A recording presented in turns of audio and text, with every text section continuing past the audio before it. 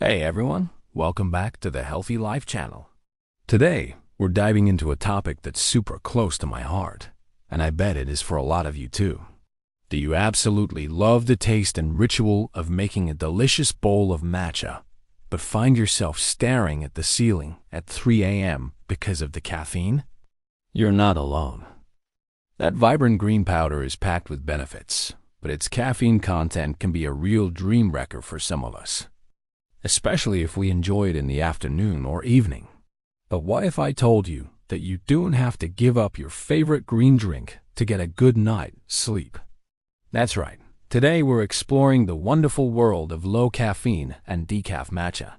We'll break down exactly what they are, how they're made, and how you can choose the perfect one for your evening routine.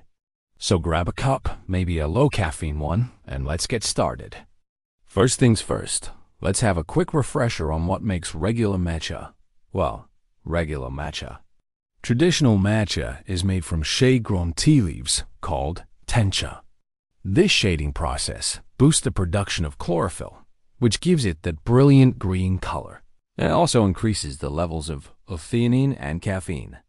L-theanine is that amazing amino acid that promotes a feeling of calm, focused alertness, which is why many people prefer matcha's energy boost over the jittery feeling from coffee. A typical serving of matcha can have anywhere from 30 to 70 milligrams of caffeine. This can vary a lot depending on the quality of the matcha, how much powder you use, and how hot your water is. For a lot of people, that's a perfect morning or early afternoon pick-me-up. But if you're sensitive to caffeine or want a soothing drink before bed, that amount can be a deal breaker. This is where the magic of low caffeine and decaf matcha comes in. Let's be clear about the terminology, because decaf and low caffeine can sometimes be used interchangeably, but they can mean slightly different things. Decaf usually implies that a specific process has been used to remove the majority of the caffeine. It's important to know that no decaffeination process removes 100% of the caffeine, but it can get it down to a very minimal, almost negligible amount, maybe just 2 to 6 milligrams per serving. Low caffeine, on the other hand, might refer to a matcha that is naturally lower in caffeine due to its harvesting or processing methods, without undergoing a separate decaffeination step. We'll talk more about those methods in a bit. So, how exactly do they get the caffeine out? There are a few common methods. The most respected and safest method for high-quality tea is the supercritical carbon dioxide, or CO2, process. It sounds super scientific, I know. But basically, it uses pressurized CO2 in a liquid-like state to act as a solvent. It selectively bonds with the caffeine molecules and removes them from the tea leaves, while leaving the delicate flavor compounds and beneficial antioxidants like catechins largely intact. This is the gold standard because it doesn't use any harsh chemical solvents. It's clean, effective, and maintains the integrity of the matcha. Another popular method is water processing. You might see this called the Swiss water process, especially with coffee. In this method, the tea leaves are soaked in hot water to dissolve the caffeine and flavor compounds. This initial water is then passed through a carbon filter that is specifically designed to trap the large caffeine molecules while letting the smaller flavor molecules pass through.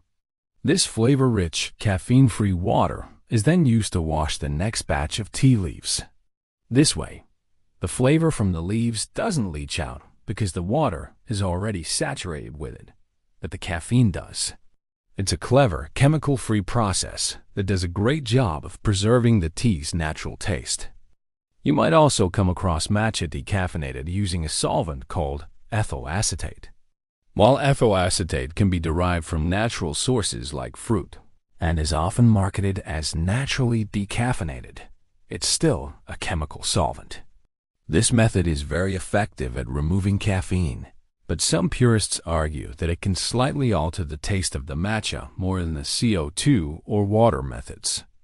When you're buying decaf matcha, it is always a good idea to check the company's website or packaging to see which method they use.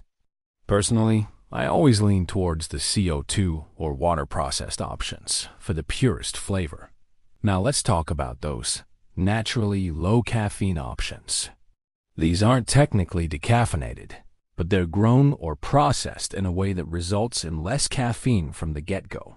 One example is matcha made from later harvest tea leaves, the youngest first harvest leaves, which are used for high-grade ceremonial matcha, are the most potent in both flavor and caffeine.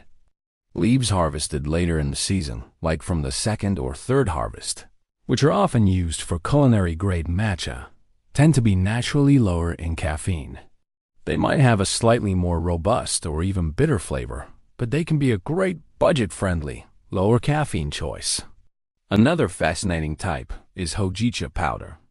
Hojicha is made from Japanese green tea leaves, just like matcha, but with one key difference: they're roasted. The leaves are roasted over charcoal, which gives hojicha its reddish-brown color and a wonderfully toasty, nutty, and slightly sweet flavor. The roasting process also naturally breaks down a significant amount of the caffeine. So, hojicha powder, which you can whisk just like matcha, is an excellent naturally low-caffeine alternative. It has a completely different flavor profile. Think less grassy, more like a cozy roasted nut or caramel flavor. It makes a fantastic evening latte and is very, very low in caffeine. So, you've decided you want to try a sleep-friendly matcha. How do you choose the right one? Let's break it down. First, think about your priority. Is it flavor, or is it the absolute lowest caffeine content? If you want the authentic classic matcha taste without the buzz, look for a high-quality ceremonial grade matcha that has been decaffeinated using the CO2 or water process. This will give you the closest experience to the real deal, with that smooth umami flavor, just without the sleepless night. It will be a bit more expensive. For some, a regular matcha in the morning and a decaf one at night is the perfect balance. For others who are very sensitive, switching completely to decaf or hojicha might be the key to unlocking better sleep. So, don't give up on your love for matcha just because of the caffeine. There's a whole world of delicious, sleep-friendly options waiting for you. I hope this guide has been helpful in demystifying decaf and low-caffeine matcha. Have you tried any? Do you have a favorite brand or type? Let me know in the comments below. I'd love to hear about your experiences. Thanks so much for watching, and here's to many more cozy, delicious, and sleep-filled nights. Don't forget to like and subscribe for more tea tips.